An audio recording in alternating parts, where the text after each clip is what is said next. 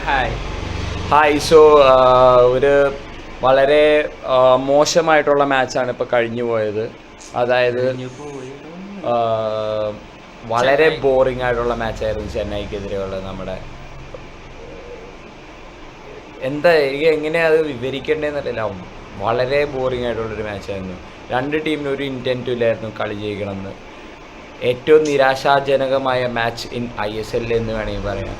രണ്ട് ടീമും അപ്പുറത്തേക്ക് ബോൾ ക്ലിയർ ചെയ്യും, ഇപ്പുറത്തേക്ക് ബോൾ ക്ലിയർ ചെയ്യും. ജിജിൻ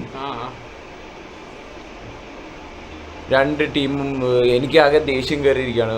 ഫസ്റ്റ് ഓഫ് ഓൾ ഒരു ചീത്ത മാച്ച് കണ്ടതിൽ സ്കൂൾ ലെവലിലെ പെർഫോമൻസ് മാത്രമേ ഉണ്ടായിരുന്നുള്ളൂ രണ്ട് ടീമിനും. ബോൾ അപ്പുറത്തേക്ക് ക്ലിയർ ചെയ്യും, ഇപ്പുറത്തെ ടീം വിൻ ചെയ്യും. അവിടെ നിന്ന് ഇപ്പുറത്തേക്ക് ക്ലിയർ ചെയ്യും, അപ്പുറത്തെ ടീം വിൻ ചെയ്യും. ഇതേപോലത്തെ ഗെയിമാണ് കണ്ടുകൊണ്ടിരുന്നത്. സോ മാച്ചിനെ കുറിച്ച് എന്തെങ്കിലും പറയണേ പറഞ്ഞു. വെറുതെ നാണം കിട്ടുമെന്ന് പറഞ്ഞില്ല. 3-0 ജയിക്കുമെന്ന് സ്കോർ പ്രഡിക്ഷൻ ചെയ്തതാണ്. കാരണം കഴിഞ്ഞ മാച്ചിൽ നമ്മൾ 2-1 ജയിക്കുന്ന പ്രഡിക്റ്റ് ചെയ്ത് അതേപോലെ നടന്നു. അതിന് മുമ്പത്തെ മാച്ചിലും 1-0 എല്ലാം സ്കോർ പ്രഡിക്ഷൻ അല്ല ഇവിടെ കാര്യം, മാച്ചിന്റെ ക്വാളിറ്റിയാണ്. Like this is national league, Indian super ലീഗിന്റെ ക്വാളിറ്റി എങ്കിലും കാണിക്കണം.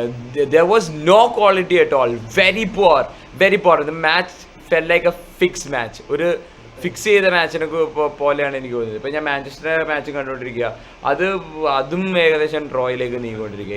82nd മിനിറ്റിൽ 0-0 score. Very poor. Do you have to say anything Jijan? ഒരു താല്പര്യമില്ലാതെ കളിക്കുന്ന രീതിയിലായിരുന്നു കളി എനിക്ക് തോന്നിയത്. ഫോർവേഡിൽ ബോൾ അവരുടെ ഡിഫൻസിൻ്റെ കയ്യിലാണെങ്കിലും ഒരു പ്രസ്സിംഗ് മെന്റാലിറ്റി ഒന്നും ഇല്ലാതെയാണ് അവരാദ്യം പ്രസ് ചെയ്തായിരുന്നു. ചെന്നൈ ആദ്യം പ്രസ് ചെയ്തായിരുന്നു. പിന്നെ പ്രസ്സിംഗ് ഒക്കെ ചെന്നൈ വിട്ടു. പിന്നെ കളി ജയിക്കണം എന്നൊന്നുമില്ലായിരുന്നു. കേരള ഒരു പ്രസ്സിംഗും ഇല്ല, ഒന്നുമില്ല. വെറുതെ ഓഫ് ദ ബോൾ ഗെയിം കുറവാ. എന്തിനു വേണ്ടി നടക്കുന്ന സാമ്പാർ പോലെ എല്ലാവരും കളിക്കണ കണ്ടു. മളിപ്പ് കളിയായിരുന്നു സത്യം. പിന്നെന്താ പറയണ്ടേ, അവർക്കും കുറെ ചാൻസ് കിട്ടി, പക്ഷെ അവരും അത് ഇതാക്കിയില്ല. ഏതായാലും കളി എന്തോ രണ്ട് ടീം എന്തോ ഡ്രോയിന് വേണ്ടി കളിച്ച പോലെ ഒരു ഫീലാണ് എനിക്കുണ്ടായത്. പിന്നെ നമ്മുടെ ബെൽഫോർട്ട് കളിക്കാൻ നോക്കി, പക്ഷേ നോ സപ്പോർട്ട്. ബെൽഫോർട്ട് പലപ്പോഴും ഫ്രണ്ടിലേക്ക് വന്നിട്ട് ബെൽഫോർട്ടിന് ഒരു സപ്പോർട്ടും ഉണ്ടായിരുന്നില്ല. പിന്നെ ടെക്നിക്കലി എനിക്ക് ടീമിൻ്റെ തോന്നിയത്, ടീമിനൊരു ഫോർമേഷൻ ഉണ്ട്. ആ ഫോർമേഷൻ കോമ്പാക്ട്നെസ് കീപ്പ് ചെയ്യണം. ഇപ്പം ഇത്രയാണ് ആ ടീമിൻ്റെ ഫോർമേഷൻ കോമ്പാക്ട്നെസ് എന്ന് വെച്ച് കഴിഞ്ഞാൽ, അറ്റാക്ക് വരുമ്പോഴും അതേപോലെ ചെന്ന് കോമ്പാക്ട്നെസ് കീപ്പ് ചെയ്യണം, ഡിഫൻസ് വരുമ്പോഴും അതേപോലെ ഒന്ന് കോമ്പാക്ട്നെസ് കീപ്പ് ചെയ്യണം. പക്ഷെ നമ്മുടെ കേരള ബ്ലാസ്റ്റേഴ്സിൻ്റെ അറ്റാക്ക് ഇങ്ങനെയായിരുന്നു. ആണോ, ഫോർവേഡ് കയറി പോകുന്നത് ഡിഫൻസ് മിഡ്ഫീൽഡിൽ ഇവിടെ കൂടെ ഡ്രാഗ് ചെയ്ത് വന്നുകൊണ്ടിരുന്നത്. കൗണ്ടർ അറ്റാക്ക് പേടിച്ച് വേണമെങ്കിൽ ആയിരിക്കാം, പക്ഷേ ഡിഫൻസ് ആണെങ്കിൽ തന്നെ വെറുതെ ലോ ബോൾ മാത്രം നോക്കിക്കൊണ്ടിരിക്കുന്നു. കഴിഞ്ഞ പ്രാവശ്യം അടിച്ച ഗോള് ബെൽഫോർട്ടിന് വന്ന് ക്ലിയർ ചെയ്ത് കളയാണ്, അല്ലെങ്കിൽ ആരെങ്കിലും വാർഡ് വന്നിട്ട് ക്ലിയർ ചെയ്ത് കളയാണ്. അങ്ങനെ കുറെ 5-6 ഒരേപോലെ തന്നെ ലോബ് ചെയ്യാൻ ശ്രമിക്കുന്നതായിട്ട് കണ്ട്. വെറുതെ ഒരു പ്ലാനിങ് ഇല്ലാണ്ട് വന്ന് ഗെയിം കളിച്ച പോലെ. പിന്നെ എനിക്ക് മെയിനായിട്ട് തോന്നിയത് ചെന്നൈൻ്റെ ആയാലും കേരള ബ്ലാസ്റ്റേഴ്സിൻ്റെ ആയാലും രണ്ടുപേരുടെയും ഫോർവേഡ്സ് ഒറ്റപ്പെട്ടുള്ള കളിയായിരുന്നു. ലൈക്ക് മിഡ്ഫീൽഡിൻ്റെ ഒന്നും യാതൊരു സപ്പോർട്ടും ഇല്ലായിരുന്നു ചെന്നൈൻ്റെ ഫോർവേഡ്സിനും ബ്ലാസ്റ്റേഴ്സിൻ്റെ ഫോർവേഡ്സിനും. ബ്ലാസ്റ്റേഴ്സിൽ എനിക്ക് എടുത്തു പറയാനായിട്ട് ഹെൻബർട്ടും റഫീഖും അതുപോലെ നമ്മുടെ ബെൽഫോർട്ടും മാത്രമാണ്. ഒരു നെയ്സൺ വന്നപ്പോൾ നെയ്സനും കളിക്കണ്ടായിരുന്നു, കടിയോ വന്നപ്പോൾ കടിയും കളിക്കണ്ടായിരുന്നു. അത്രയും പേരാണ് ഒരു ഇത്തിരി എഫേർട്ട് എങ്കിൽ വിട്ട് കളിച്ചു എന്ന് പറയാൻ പറ്റണം. എല്ലാവരും വെറുതെ എന്തോ ഡ്രോയിന് വേണ്ടി കളിക്കുന്ന ഒരു രീതിയായി. മാച്ച് ഫിക്സ്ഡ് ആയിട്ട് എനിക്ക് ക്ലിയർ ആയിട്ട് ഫിക്സ്ഡ് ആയിട്ട് തോന്നി. ഓൾറെഡി ഫിക്സ്ഡ് ആണല്ലോ ഇനിയിപ്പോൾ.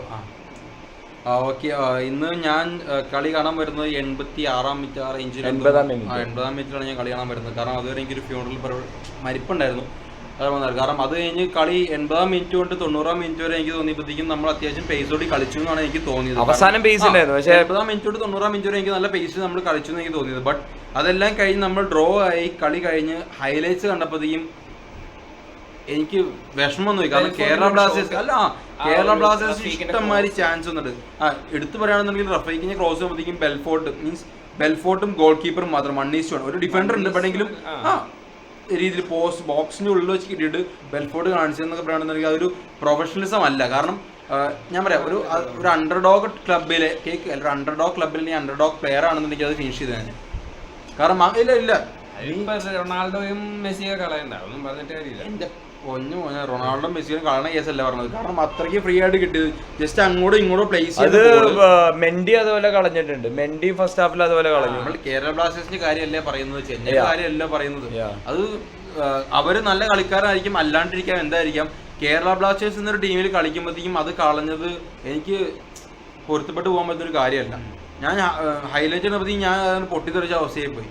അത് കണ്ടപ്പോൾ ഇഷ്ടംമാതിരി ചാൻസ് ഫസ്റ്റ് ഹാഫിൽ കിട്ടി, പക്ഷെ അതൊന്നും നമ്മൾ മെയിനായിട്ട് ഗെയിമിന് പേസ് ഉണ്ടായിരുന്നില്ല. അതുകൊണ്ടാണ് മെയിനായിട്ട് ഗെയിമിന് പേസ് ഉണ്ടായിരുന്നില്ല. അതാണ് നമ്മുടെ ചാൻസസ് എല്ലാം ലോസ്റ്റ് ആയി പോകാനുള്ള മെയിൻ കാരണം. പിന്നെ എനിക്ക് തോന്നിയത് ബോള് കാലിൽ വെച്ചിട്ട് പിന്നെ എന്താ ചെയ്യേണ്ടതെന്നുള്ള അവസ്ഥയിലാണ് എല്ലാ 11 പേര് വെറുതെ എന്ത് ലേറ്റ് ആയിട്ടാണ് ഡ്രിബിൾ ചെയ്യാൻ നോക്കണം. തൊട്ടടുത്ത് അവനെ മുട്ടിന്നുള്ള അവസ്ഥയിലാണ് ഡ്രിബിൾ ചെയ്യാൻ നോക്കണം. അതൊക്കെ ശരിക്കും ഒരു തെറ്റായ ഒരു രീതിയാണ് അതൊക്കെ. പിന്നെ അത് തന്നെയല്ല, നമ്മള് എല്ലാവരും എന്താ പറയണ ഓൺ ദ ഹീൽസിലാണ് കളിച്ചുകൊണ്ടിരുന്നത്. ഗെയിം വിൻ ചെയ്യണം എന്നുള്ള യാതൊരു ഇൻറ്റൻറ്റും ആർക്കും ഉണ്ടായിരുന്നില്ല, രണ്ട് ടീമിനും ഉണ്ടായിരുന്നില്ല. പിന്നെ മെയിനായിട്ട് പറയാവുന്നൊരു മിസ്റ്റേക്ക് എന്ന് വെച്ച് കഴിഞ്ഞാൽ, മാച്ചിൽ മൊത്തം മിസ്റ്റേക്ക് ഉള്ളൂ. പിന്നെ മെയിനായിട്ട് പറയാവുന്ന മിസ്റ്റേക്ക് എന്താണെന്ന് വെച്ച് കഴിഞ്ഞാൽ, വെറുതെ ലോബ് ചെയ്തുകൊണ്ടിരിക്കുക എല്ലാവരും, without any particular creativeness in their head. വെറുതെ ലോബ് ചെയ്തുകൊണ്ടിരിക്കുക. പിന്നെ ഉള്ളത് ഫിനിഷിങ്ങിലെ പോരായ്മ. പിന്നെ ഉള്ളത് എന്താ പറയുന്നത്, മിഡ്ഫീൽഡ് കളിക്കണ പോലും ഉണ്ടായിരുന്നില്ല. Michael Chopra was really poor this game. Not only Michael Chopra, 22 players on the field were അല്ല 20 according to me 22 players on the pitch were a waste. 22 players, such a poor game. I don't have anything to say about the game. Football എന്ന് പറഞ്ഞൊരു beautiful ഗെയിമാണ്. അത് വെറുതെ ഒരു beauty ഉണ്ടായില്ല കളിയിൽ. പിന്നെ എന്തുകൊണ്ടാണ് കളിയെല്ലാം കഴിഞ്ഞപ്പോഴത്തേക്കും ബെൽഫോർട്ടും ബാക്കി ഓപ്പോസിറ്റ് പ്ലേയേഴ്സും മാഞ്ചസ്റ്റർ ഇപ്പോൾ ഒരു ഗോൾ മെറ്ററാസിയായാലും എല്ലാവരും കൂടി തമ്മിലൊരു പ്രശ്നം ഉണ്ടായി. മെറ്ററാസി നമ്മുടെ കേരള ബ്ലാസ്റ്റേഴ്സിലെ എന്തോ ഒഫീഷ്യൽ ആരോഗ്യമൊക്കെ പിടിച്ച് സൂപ്പർ ഷോട്ടായിരുന്നു. എല്ലാവരെയും പിടിച്ച് തള്ളുകയും എന്തോ ഒക്കെ ചെയ്യുന്നത്. അതൊക്കെ സത്യം പറയുകയാണെന്നെങ്കിൽ കളി കഴിഞ്ഞാൽ ശരി കാർഡെടുത്ത് വിടണം, എനിക്ക് കയറ്റി വിടണം മെറ്ററാസിനെയൊക്കെ. അവൻ തക്ക് ലൈഫ് ആയിരുന്നു പറഞ്ഞു. ഇപ്പൊ അവൻ കേരളത്തിൽ ഇന്ത്യയിൽ വന്ന അവൻ മെട്രാസി പണ്ടൊരു തക്ക് ലൈഫ് ആയിരുന്നല്ലോ. ഇന്ത്യയിൽ വന്നിട്ട് അവൻ വേഷം കണ്ടിയാണെന്നുണ്ടെങ്കിൽ അതൊക്കെ അവന് കയ്യിൽ വെക്കാൻ പറ്റുള്ളൂ. അതൊക്കെ എന്തെങ്കിലും ആട്ടെ. So that was our video. ഇത് വീഡിയോ എന്തായാലും നമുക്ക് നിർത്തണം. So that was our video about Kerala Blasters. Boo. And Chennai NFC. Boo. That was it was not a derby. It was not a derby. It was so meltdown. Derby ആയിട്ട് പോലും എനിക്ക് തോന്നിയില്ല. So whatever it is. So if you like my video, if you like our video, please do subscribe and make us 1000 likes. We are really close to 1000 subscribers. We are really close to 1000 subscribers. So make it 1000 subscribers, and thank you for all the love and support. And away matches I'll be going live on Facebook. Jithan Octave is going live on Facebook. So come watch a long match. So till then, bye bye. See you. Love you.